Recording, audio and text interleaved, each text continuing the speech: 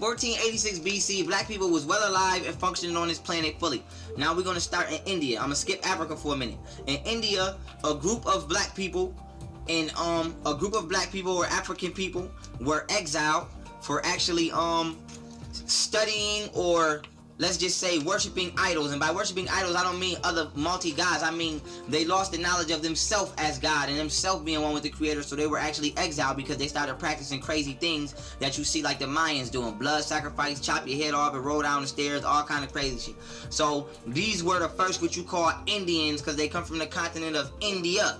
That don't mean that they're an Indian. It's just a person given the name of a geographical location. White people gave them this name and it stuck with them. Because how can you have Indians in North America, but they don't live in India, they live in North America? Oh, maybe because they were exiled from India in 4086 BC and came across America and South America and began to inhabit these lands, as well as Africans who migrated from Africa and began to inhabit these lands, and then you still call them Indian, just like I live in America, but you still call me African. So that is black people, basically, we spread across the globe, and there's more to this story of us spreading across the globe, but I'm not going to that. This is a brief cover of history. Now we go into the lost city of Atlantis.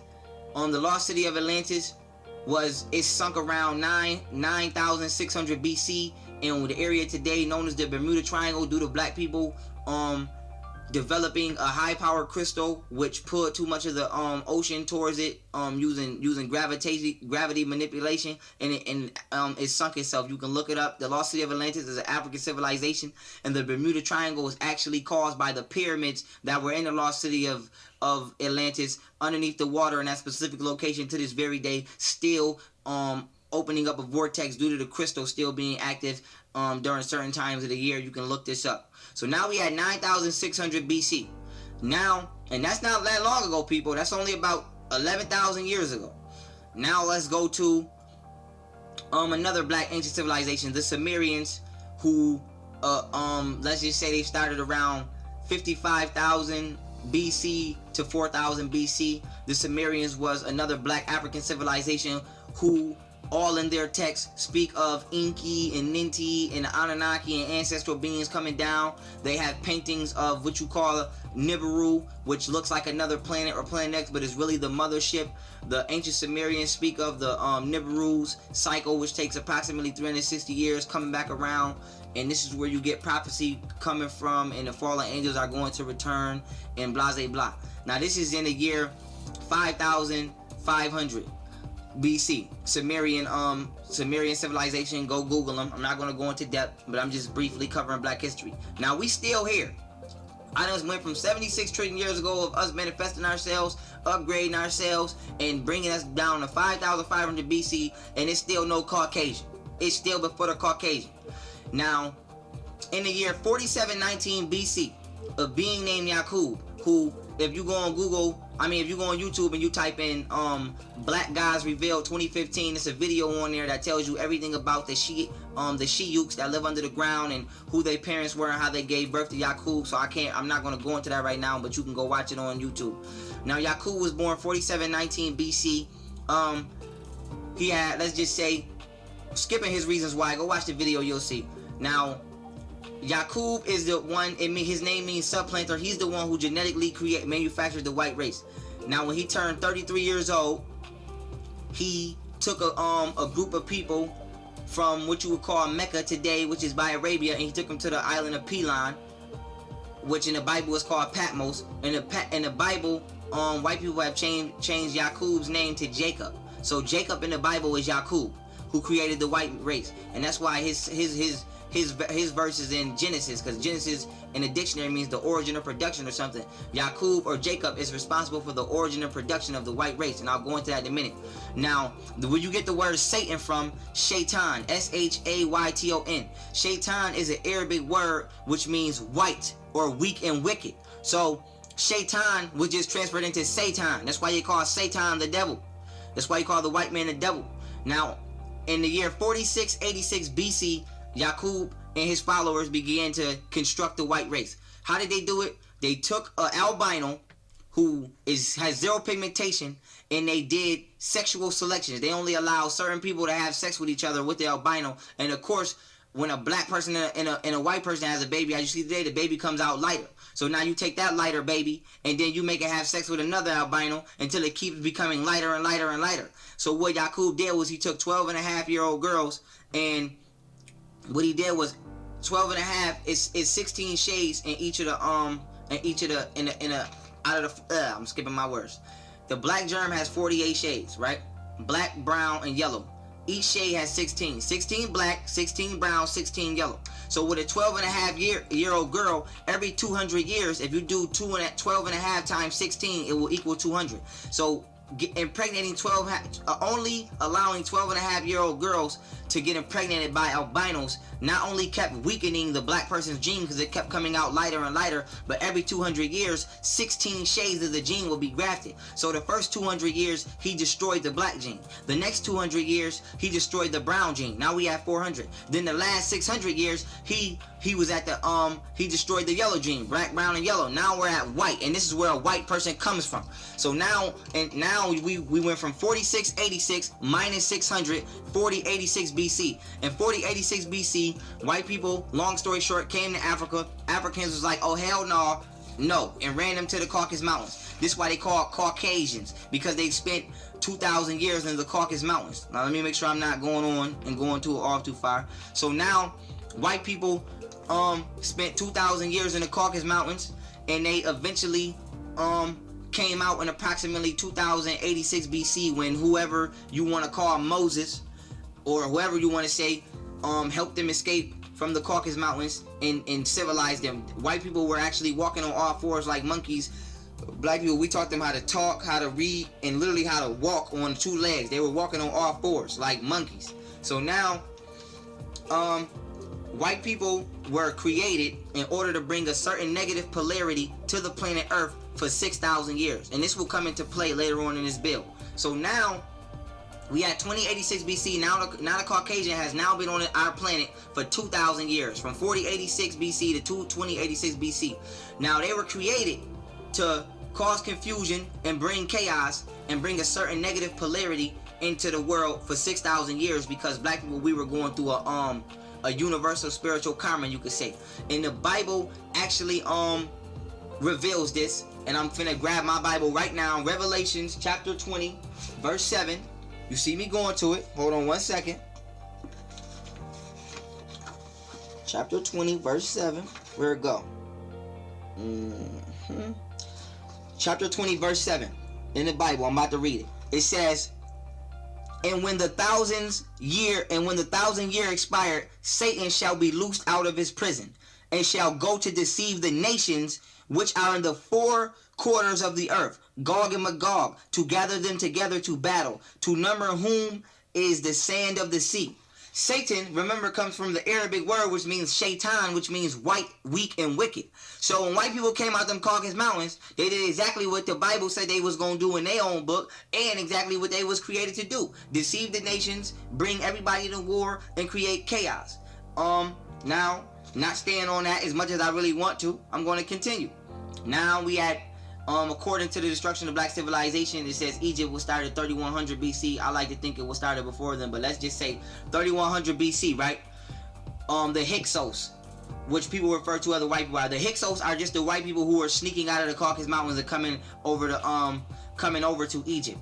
The Hyksos come out of the caves, point blank period, and destroy Egypt. But before I get into them destroying Egypt, Plato, Socrates, all your false Greek philosophers were educated by African, Egyptian, intelligent beings, and 100% of Greek philosophy is stolen. Read Stolen Legacies. It will explain this to you thoroughly.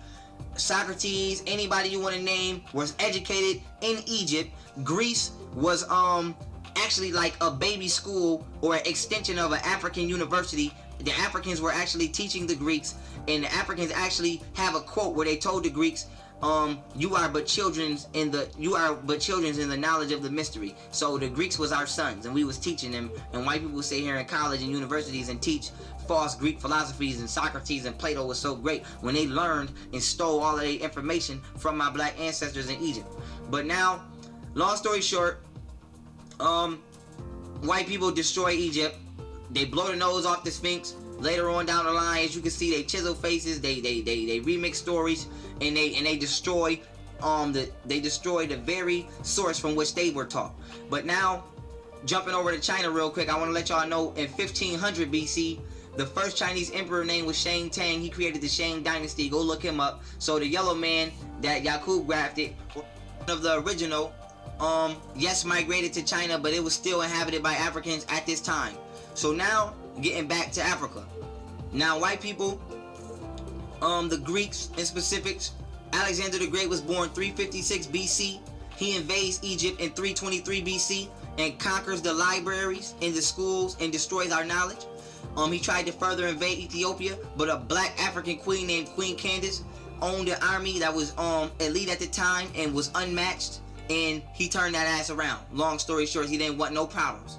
So now, what they did was they couldn't stop African spirituality and the knowledge. They couldn't conquer us without taking our knowledge, and this is why Alexander the Great came for the schools. So now, hundreds of years later, in 325 AD, what Constantine and them did was they said we have to what they did was they shut down and made it illegal to teach any traditional Egyptian practices, and they created a hybrid religion which they all voted on at a vote called the Council of Nicaea, and they created Christianity, which means Christian unity, and they actually voted on which signs and symbols and knowledge that they would use from places that they stole and learned from other places, aka Africa. So now they give you the story of Abraham, when Abraham is really the Pharaoh Akhenaten from Egypt, or Moses, which is really the Pharaoh Th3 from Egypt, who was adopted and taken in, so you can say whose mother was Queen Hatshepsut, who was also a Pharaoh in Egypt, or Jacob in the Bible that they put in there, who was really Yaqub who grafted them. Now, I'm about to grab this Bible back real quick and read some more verses out of here, where white people basically put the Bible just records their interactions with the black race for the last 6,000 years, and I'll break that down at the end of the book. But let me go to the page. So Genesis chapter, let me make sure I'm right. Hold on. Oh, I'm on the wrong page. All right. Excuse me, y'all.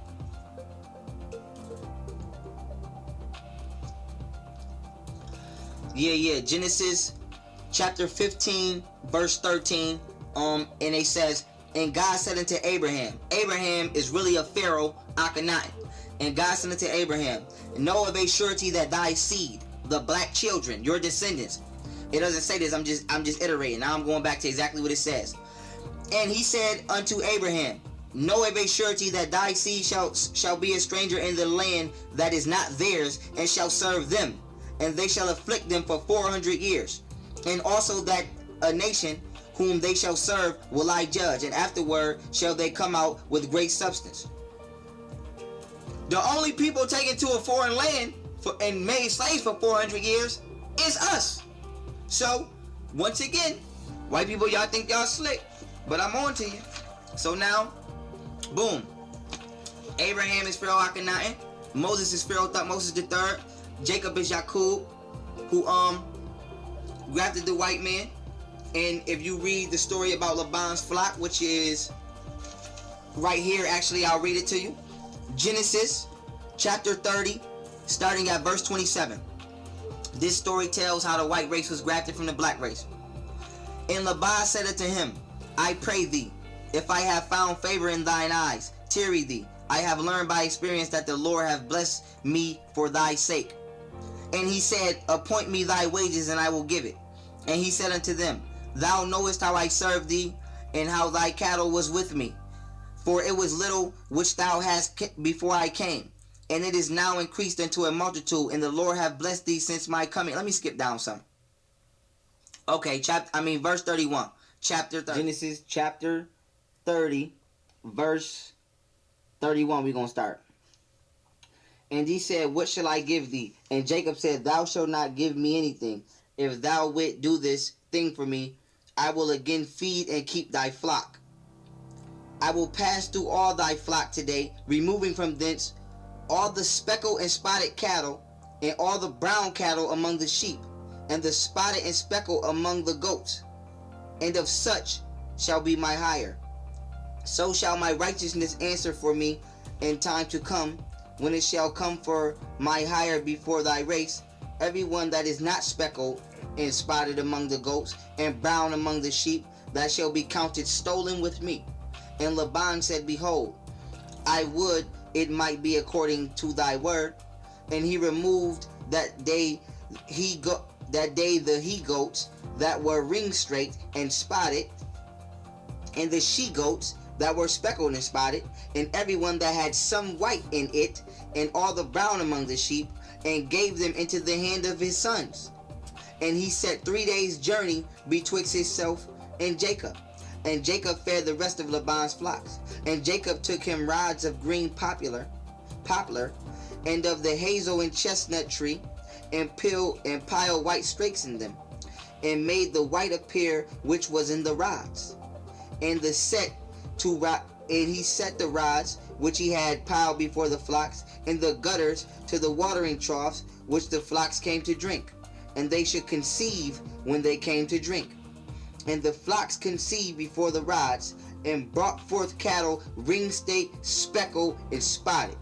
And Jacob did separate the lambs, and set the faces of the flocks toward the ring-stake, and all of the brown in the flock in Laban.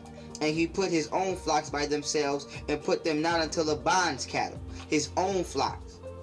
And it came to pass, whensoever the stronger cattle did conceive, that Jacob laid the rods before the eyes of the cattle in the gutters, and they might conceive among the rods. But when the cattle were feeble, he put them not in. So the feebler were Laban's flocks, and the stronger Jacob's. And the man increased exceedingly, and had much cattle, and maid servants, and men servants, and camels and asses. This story is an allegory telling you how Yaqub grafted the devil, like I just told you, making a black person have a baby with an albino, and then taking that weaker gene baby and making that baby have another baby with another albino, and keep doing that until the genes got weaker and weaker and weaker and weaker and weaker, like it just said allegorically in this text. I don't have time to dissect the text because I'm trying to fill people in on history that they don't know, so I'm going to move on. But look into that, y'all. It's right here in your face secretly, but making sure I stay in order. So now they created Christianity. They created these lies. For instance, another story in here before I go on, so that y'all else can know. I told y'all who the fake prophets in the Bible are as far as pharaohs. I told you what the story of Genesis was. I told you what Exodus was with Moses. Especially in another video I made. And the story of Noah, which is the flood, actually is stolen from the Pharaoh Khufu, who was the second king in the second king of Egypt in the 4th dynasty, I believe. King Khufu, he built a 150-foot boat, which you can see it right now on Google. You can see images of it. The African Egyptians built a 150-foot boat, which was symbolic to when you were spiritually upgraded, and you was able to spiritually pass over, let's just say, into the next realm. I don't feel like going into the story, but it's a 150-foot boat built by an African pharaoh named Khufu, and it was called the New Ankh. Ankh, like the Ankh cross with the loop, and New Ankh. The Council of Nicaea just changed the name of the boat, New Ankh, to Noah. So New Ankh, Noah, and they call it Noah's Ark. And since it's a giant boat, they made up a retarded ass story about, oh, the world flooded and everybody got on this boat and put the animals on it. Well, you get on a giant boat and put all these animals on it and see if they don't eat your ass. But excuse my language. Let me keep going. They stole the story. The Bible, like I said, is plagiarized, and it's real. It's informative, but is African history remixed and given back to you to enslave you. Now, yes, after they crushed Egypt, and they finally passed laws that forbade Egyptians from practicing their religion, and they started forcing everybody under the Judaism and Catholicism and Christianity banner. In about 350 AD, they did travel to Ethiopia, and they did give the Christian religion, or force the Christian religion upon the black African Ethiopian people there, and that is how Ethiopians became Christians. So they was not already Christians. That is how they became Christians. If you know anything about Egypt, it was like the little sister of Ethiopia. Ethiopia used to be the entire continent, but due to wars and other things going on, they segregated themselves and they just became the southern region down there, like by Sudan and all of that. But after the Caucasian brought his Christianity and all of his bull crap and used that in Egypt, he marched on to Ethiopia, and from Ethiopia he spread Christianity and Catholicism like a virus all throughout the entire continent of Africa. Now, in 622 AD, Islam was created, and Islam is written based off the Old Testament Bible. So now what the white man is doing is, if blacks don't accept Christianity, we're gonna hit them from the Islam approach. And most black people you see today are either Christians or Muslims.